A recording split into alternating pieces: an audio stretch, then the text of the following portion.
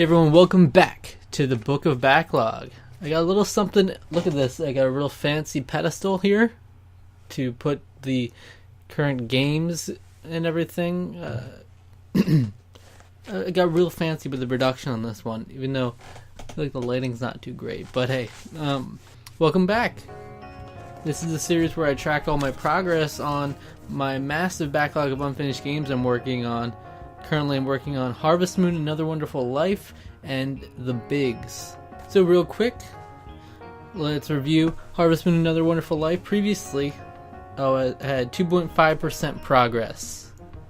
And now I have 2.5% progress. Okay, believe it or not, I did it again, and I focused all my time on one game and none on Harvest Moon at all. That's because the bigs, I jumped up from whatever percentage I was at to 100%. I killed it. And now here's the thing. It was a hellish experience to beat that game.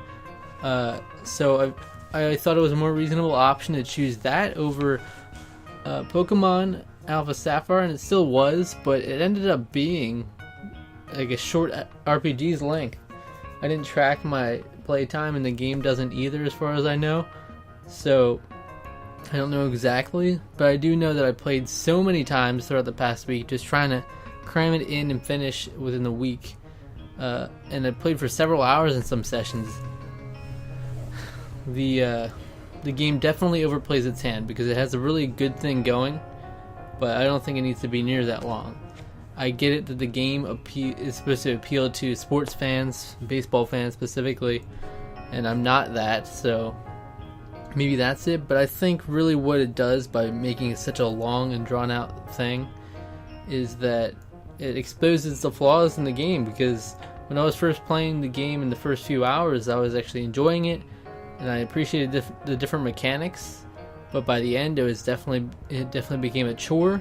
It was more repetition than anything. A lot of the cool things I thought would be cool, like the different scenarios you have to go with, like you're down by 2 runs, make it up in the bottom of the 7th inning or whatever. You have to do like a certain task, like steal a base. They didn't get too creative with it. It was really repetitious, more or less the same thing throughout. It's like get 5 RBIs with your rookie within the game, and that just became really annoying. By the way, the game was excruciatingly difficult at first, and I was on medium, so I dropped it down to easy. And believe it or not, that's like definitely the difficulty you should be at. If anyone else has played the rookie challenge on the bigs on PlayStation 2, let me know, because am I crazy or what? I feel like I'm doing really well in that game, and it was like way too difficult for medium. And then when I went down to easy, it definitely was not easy. Like that's what the challenge level should be for medium right there. And there was no way I was going to go through so much like I did on medium. So yeah, no shame in going to easy, because it still was definitely a challenge. I mean, I was winning some games handedly, but you just get into a point where it's a formula more than you're actually like enjoying the game. That's why I think having it drawn out like that's really a bad idea. I know it's the idea is you want to like play as if you're actual baseball team working through as a rookie all the way up to the World Series, but man, is it drawn out, because they don't even just do the games. There's a bunch of bonus stuff, and then by the end all the games are 9 innings long, and it's like it's not necessary because I'm winning from like 27-1, and it's just the chore of going through all the innings still. Ugh. It was a struggle, but I really wanted to get it done so I could move on to another game and have it done in time for this video, so here I am. Alright, so what I'm going to do is what I did before, and that's randomize a list of 5 from the book, and then choose which one I'm going to do out of that. And I'm going to try to make an effort to play more Harvest Moon, obviously, because it's just going to always be there otherwise. Alright, my choices have been compiled. There's actually some pretty good variety in here. So we have Viva Pinata on Xbox 360, Prince of Persia the Two Thrones on PlayStation 2, Fishing Master on the Nintendo Wii, Dark Cloud 2 on the PlayStation 2, and Gladius on the GameCube. Wow. That's some interesting variety. I could see myself doing any of these games. Again, I'm at this point. So I'm grateful for that, I guess. But, Dark Cloud 2 does sound like it would be fun. I only played a little bit of it a long time ago. But that would be an RPG. Gladius is a game my friend gave me a while back. Good friend. Fishing Master, I feel like would be a really easy one. Prince of Persia could be interesting. I never really played any of the Prince of Persias. And Viva Pinata I played a good amount, but never beat. And that's a fun game. This is actually a tough decision. Alright, I'm going to go with Gladius on the GameCube. The reason being is that, well, my best friend gave it to me a while back, and I never really gave it the light of the day. And we only played a very little bit of it together, so I don't really even know that much about it. I know it's obviously like Gladiator times and whatnot.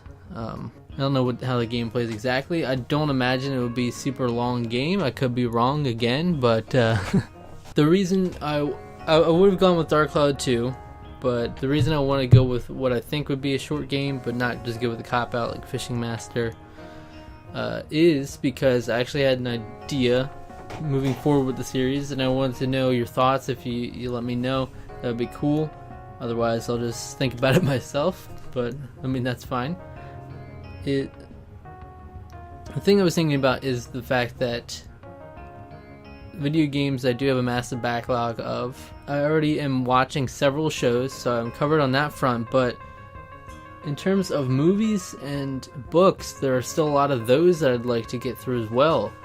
And I was thinking, how could this is actually working, this series, to get me motivated to actually do these games, because I've already done 3 now in this series within 6 episodes, so it's clearly effective. But I was like, how can there's no way I could like working on 2 games, 2 books, 2 movies, or even one of each. The movies would be relatively easy. It would just be watch the movie by the end of the week, and that would just keep me moving along with those. But I mean, I think that would overcrowd the video. There'd be like too much to talk about, stuff like that. So I'm like, I obviously don't have time to make separate series for each one. Book of backlog for movies, book of backlog for books, and have them all going regularly. So what I was thinking, let me know what your thoughts are, is that maybe I could have a book for each: movies, video games, and books. Those are the 3 that I would work on. And I would essentially, each time I would randomize what the next thing would be that would replace the thing I just finished. So say I finish Gladius, then I randomize, is it going to be a video game, a movie, or a book that replaces it in that spot? And then from there, I could have a book in a video game I'm working on, I could have a movie in a video game I'm working on, or I could have a video game in a video game I'm working on. And obviously, once the other one switches out, though obviously that's going to be a while with Harvest Moon, if that were to switch out, it would be any combination of all 3 of those. So the thing is, I know that the people that do watch these videos are primarily interested in video games, but I know there is some crossover. But would you be interested in that? I think is a really cool idea, honestly. I think it would be cool to add that variety, and those are all things I'd like to work on more, especially reading. I don't think I'll find the time to do it if I'm not motivated in this way, because I have so much other stuff I'm working on. If it was one of the 2 things like this, I could definitely see myself making more progress. And the same with movies. It's like, it only takes 2 hours or so to watch one movie, but just getting myself to sit down and watch one, despite me loving movies, it's hard for me to do. Again, with all the stuff I'm doing, all the videos I'm watching, the editing, and all that. So yeah, let me know your thoughts. I'm definitely leaning towards doing it, but let me know if that's something that would interest you moving forward.